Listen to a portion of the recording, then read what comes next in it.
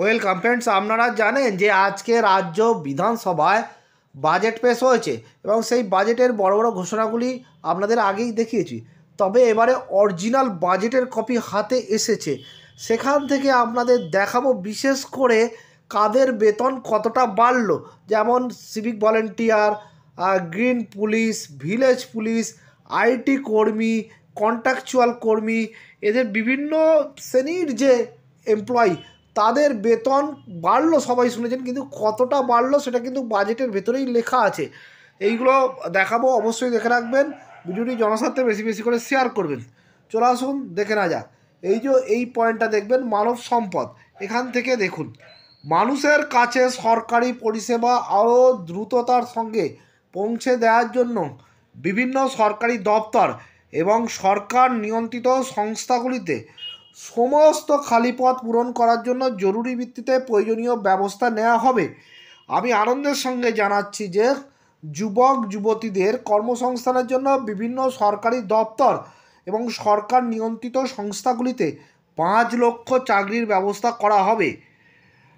1.5 লক্ষের বেশি civic volunteer, green village police, green police ইত্যাদি আইন শৃঙ্খলা বজায় রাখতে পুলিশকে সাহায্য করতে গুরুত্বপূর্ণ ভূমিকা পালন করছে।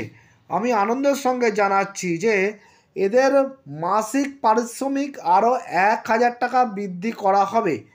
রাজ্য পুলিশে এদের যুক্ত হওয়ার কোটাও 10 থেকে বাড়িয়ে 20% করার প্রস্তাব করছি। আমি এই খাতে 180 কোটি টাকা বরাদ্দ করার প্রস্তাব করছি। আমি আনন্দের সঙ্গে জানাচ্ছি যে বর্তমান নির্দেশিকা অনুযায়ী বিভিন্ন civic volunteer, village police, green police ইত্যাদি সমেত যে সমস্ত কন্ট্রাকচুয়াল কর্মীরা অবসরকালীন সুবিধা হিসেবে 2 লক্ষ টাকা অথবা 3 লক্ষ টাকা পাওয়ার যোগ্য, তাদের এককালীন অবসরকালীন সুবিধা বাড়িয়ে 5 লক্ষ টাকা করার প্রস্তাব করছি। আমি এই খাতে 100 কোটি টাকা বরাদ্দ করার প্রস্তাব করছি। আমি আনন্দের সঙ্গে ঘোষণা করছি যে কন্ট্রাকচুয়াল গ্রুপ ডি ও গ্রুপ সি কর্মচারীদের মাসিক পারিশ্রমিক যথাক্রমে 3000 টাকা ও 3500 টাকা করে বৃদ্ধি করা হলো। এর ফলে 50,000 কর্মী উপকৃত হবেন। এই উদ্দেশ্যে আমি বছরে 288 কোটি টাকা বরাদ্দ করছি। আমি আনন্দের সঙ্গে ঘোষণা করছি যে 2020 সালে যে সমস্ত বিভিন্ন শ্রেণীর আইটি কর্মীকে সরকারি নিয়ন্ত্রণে আনা হয়েছে তাদের পারিশ্রমিকও ক্যাটাগরি অনুযায়ী বাড়ানো হলো। এর ফলে প্রায় 12,000 আইটি কর্মী উপকৃত হবেন, যার জন্য প্রতি বছর অতিরিক্ত ব্যয় হবে আনুমানিক 132 কোটি টাকা।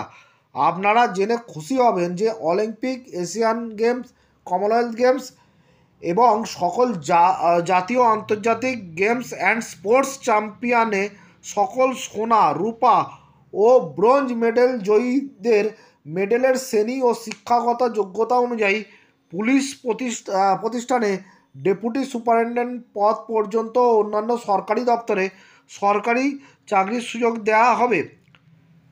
আমরা জানুয়ারি মাসে 4% ডিএ দিয়েছি, যার দরুন রাজ্য সরকারের কর্মচারী, শিক্ষক, পেনশনার ইত্যাদি 10% ডিএ পাচ্ছেন। মূল্যবৃদ্ধির হাত থেকে একটু রেহাই দেওয়ার জন্য আমাদের সীমিত আর্থিক সামর্থ্যের মধ্যে আরও 4% ডিএ দেওয়ার ঘোষণা করছি, যা লাগু হবে মে 2024 মাস থেকে। আশা করি আমরা কর্মচারীবৃন্দ এই ঘোষণায় খুশি হবেন। তাহলে দেখলেন যে আজকে এই বাজেটে বিভিন্ন শ্রেণীর, শুধুমাত্র সরকারি কর্মচারী নয়, সেই সঙ্গে বিভিন্ন কন্ট্রাকচুয়াল যারা এমপ্লয়ি আছেন, লাখো লাখো এমপ্লয়ি আছেন, তাদের জন্য বড় ঘোষণা হয়েছে। কাদের কতটা বেতন বাড়ানো হয়েছে এই বাজেটের ভেতরে কিন্তু বলা আছে। এতক্ষণ পর্যন্ত আমরা ওপর জানছিলাম, তবে এই ভিডিওর মাধ্যমে আপনাদের দেখালাম যে কাদের কতটা বেতন বাড়ছে, কী কী সুবিধা বাড়ছে। অবশ্যই ভিডিওটি জনস্বার্থে বেশি বেশি করে শেয়ার করবেন, চ্যানেলে নতুন হলে সাবস্ক্রাইব করবেন। ধন্যবাদ।